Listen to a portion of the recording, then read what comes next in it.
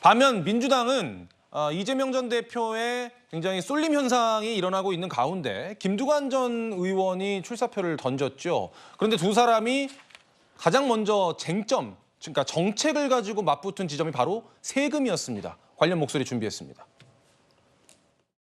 종부세 문제는 불필요하게 과도한 갈등 저항을 만들어냈다는 측면도 있는 것 같습니다. 한번 점검을 해볼 필요가 있겠다는 생각이 좀 듭니다. 금투세도 사실은 그냥 예정대로 하는 게 정말로 맞냐. 시기 문제는 좀 고민을 해봐야 되지 않을까.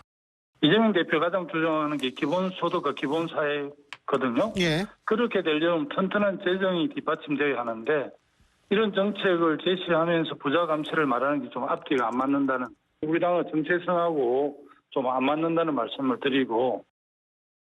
장유미 변호사님. 네. 이재명 대표의 그 출마 선언을 두고 일각 언론 보도에서는 뭐 대선 출마를 방불케 한다 뭐 이런 얘기도 나왔고 우클릭이다라는 말도 나왔거든요. 근데 여기다 대고 김두관 전 의원이 이건 민주당의 정체성과 반한다라고 비판을 하고 있는 것 같아요. 맞습니다. 이재명 대표는 이제 먹사니즘을 표방한 거죠. 먹사니즘을 뭐 한동훈 후보 같은 경우에는 정치적 뭐 구호에 불과하다 폄훼했지만 그 어떤 가치를 어떤 강론으로 채우는지가 중요한 거 아니겠습니까? 그러면서 어떤 정책 손질을 봐야 되는 부분과 관련해서 종부세와 금투세의 도입 유예를 이야기하고 나왔었습니다. 민주당 내부에서도 종부세는 민주당의 정체성과 연결돼 있는 정책이다, 이런 이야기가 나오고 있죠. 더 나아가서 종부세의 그 세수는 거의, 그러니까 지방세는 아니고 중앙세긴 하지만 지방의 재정을 보조해주는 그런 명목으로 쓰고 있습니다. 다만 그런 문제의식은 있습니다. 부동산 투기를 좀 잡겠다라는 의도에서 종부세를 도입한 측면이 있는데 세금으로 부동산 시장의 가열을 좀 완화시키는 데 대한 한계점, 그리고 1가구 1주택자 같은 경우에는 실거주가 목표고 그리고 부동산 투기와 직접적인 관련이 없다라고 보여지는 부분도 있는데 과세 대상으로 삼는 것이 과연 맞느냐의 문제의식, 민주당 내에서도 이런 문제의식이 공유된 바가 있죠. 그렇기 때문에 충분히 논의할 부분이 있다. 특히나 여당이라면 이게 종부세는 윤석열 대통령은 폐지가 대선 공약이었습니다. 예. 그렇다면 정치 구호다 뭐다 이렇게만 폄훼할 게 아니라 논의에 같이 나서는 게 맞다라는 생각이 들고, 금투세 같은 경우에는 저 개인적으로는 도입이 맞다라고 생각합니다. 이 정부에선 글로벌 스탠다드에 맞지 않다라고 하지만 굉장히 많은 국가에서는 과세, 그러니까 그 어떤 소득이 있는 곳에 과세하는 건 대원칙입니다. 그런데 다만 5천만 원 정도로 이 주식의 수익을 받는 사람들에 대해서까지 세금을 물리지 않는다라는 문제의식은 상당히 좀 논란이 될 수 있어서 이제 논의의 첫 발을 뗀 것 같습니다. 예, 일단 이재명 전 대표는 종부세에 대해서도 약간의 당내 의견과는 조금 다른 의견을 내비친 상황, 그리고 금투세 시행에 대해서도 역시 약간은 좀 다른 의견을 내비친 상황입니다. 저희가 여론조사 하나 더 보여드릴 텐데요. 민주당 차기 당대표 적합도 조사를 해보니 김두관 전 의원과 이재명 전 대표 간의 이 전체 조사에서는요, 차이가 별로 안 나는 모습이 보여집니다. 반면 민주당 지지층에서는 확연한 차이가 보이죠.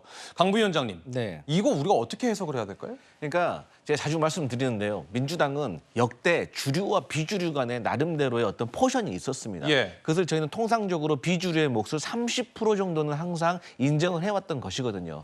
그러니까 이제 언제부터인가 민주당에서 이재명 대표가 압도적인 지지를 받으면서 사실상 민주당의 주류와 비주류 구도가 없어지고 친명이냐 뭐 찐명이냐 이런 구도로 가긴 했죠. 예. 하지만 이번에 김두관 후보가 출마를 하면서 다시 주류와 비주류의 구도로 다시 잡혀진 것 같아요. 그러니까 어떠한 조직이라도 표면적으로는 이재명 대표에 대해서 압도적으로 지지를 하고 있는 사람들의 목소리가 커 보이고 비추어질 수밖에 없는데 실제적으로는 그래도 이재명 대표 위에 다른 대안이 있어야 되는 것이 아니냐라는 비주류의 목소리가 있었는데 이게 은연중으로 반영이 된 것이고, 또 한간에서 계속해서 김두관 후보가 출마해 주는 것이 이재명 대표에게도 부담을 덜어주고 오히려 이재명 후보를 도와주는 것이다라는 것이 친명 내부에서 이루어지고 있는 상황이기 때문에 이러한 지지세가 조금 보여지고 있는데, 어찌 됐든지 간에 최근에 부동산세라든지 뭐 금투세라든지 이러한 이슈를 가지고 전당대회를 한번 치르는 과정 속에서 또 어떤 변화가 보일지 한번 지켜볼 문제다, 이렇게 보고 있습니다. 알겠습니다.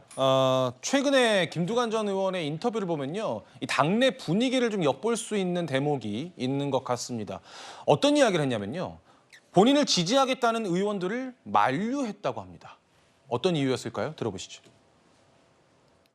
최근에 국회의원들께서 전화들을 좀 많이 해주시거든요. 그리고 원내위원장들 중에서도 저를 지지하겠다는 사람들이 상당수 있는데요. 제가 그래요? 이렇게 예. 누가 나를 지지한다 이렇게 굳이 예. 지금 당내 상황에서 오픈할 필요는 없다는 생각 같고요. 또 어떤 국회의원들은 뭐 지지하겠다고 하는데 그냥 지지하지 말라고 했습니다. 그런 염려가 충분히 되지 않습니까? 그러면은 그게 지금 우리 예. 당의 현 상황인데요. 구장훈 소장님, 네. 누가 나를 지지하겠다는데 지지하지 말라. 강성 당원들에게 공격당할까 두렵다라고 이야기를 해야 되는 상황이라고 지금 얘기한 거거든요. 네, 참 안타까운 얘기가 아닐 수 없습니다. 요즘 뭐 한간에 유행하는 얘기 중에 하나가 민주당에는 민주가 없고 국민의힘에는 힘이 없다 뭐 이런 얘기가 있지 않습니까? 예. 그러니까 민주주의의 기본은 나는 당신의 의견에 동의하지 않는다. 하지만 당신이 그 의견을 자유롭게 표현하기 위해서 나는 목숨을 걸고 싸우겠다. 이것이 민주주의를 지탱하는 원칙입니다. 지금 민주당 차기 당대표를 선출하는데 이재명이냐 김두관이냐 자유롭게 자신의 지지 의사를 표명하고 왜 내가 이 사람이 당대표가 돼야 되는지 논쟁이 활성화되는 것이 민주적인 거 아닙니까? 지금 저렇게 김두관 후보가 우려하듯이 만약 나를 공개적으로 지지했다가 이른바 강성 지지층들의 표적이 돼서 정치적으로 시달릴 것을 우려해서 이제 나를 지지하지 말라 이렇게 요구한다는 것 민주당이 좀 한번 생각해봐야 될 지점이 아닌가 하는 생각이 듭니다. 알겠습니다.